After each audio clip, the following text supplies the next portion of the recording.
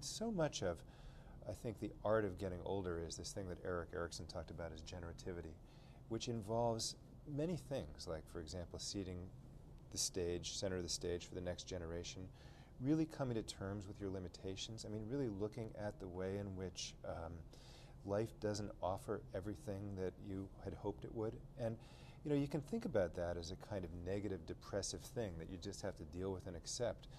But I actually think that you can think about it more positively than that. I mean, sure, it's painful, and sure, there's a lot to mourn, but there's also possibility in all of these limitations. I mean, the more that you in a way collide with the realities of life, there's also a way in which I think you can grow and find a lot of meaning. I mean, it's not only a problem in our generation, I think we see it with kids. I mean, it's funny, I do a lot of talking about kids and sexuality, and one of the things that comes up again and again is the way that kids who are growing up in this world of infinite possibility end up really searching for meaning, because they're trying to find, like, what's going to mean anything if I can just have whatever I want whenever I want it. It's an empty making thing. So, you know, bringing it all back now to marriage, I think one of the things that, and frankly, I want to be clear, when I'm talking about marriage, I'm not just talking about marriage in the sense of a legal name marriage. I'm talking about a deep personal commitment to work something through with somebody else over time.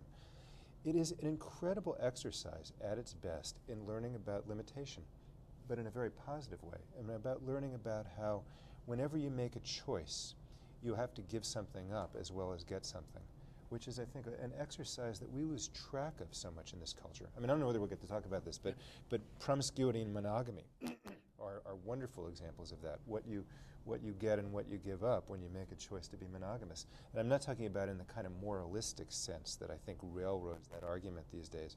I'm more talking about in a kind of emotional, psychological sense. This excerpt is brought to you by the Massachusetts School of Law, the leader of reform in legal education and a leader in multimedia education for the public. To view the full interview and for a full listing of MSL's programs, log on to mslaw.edu.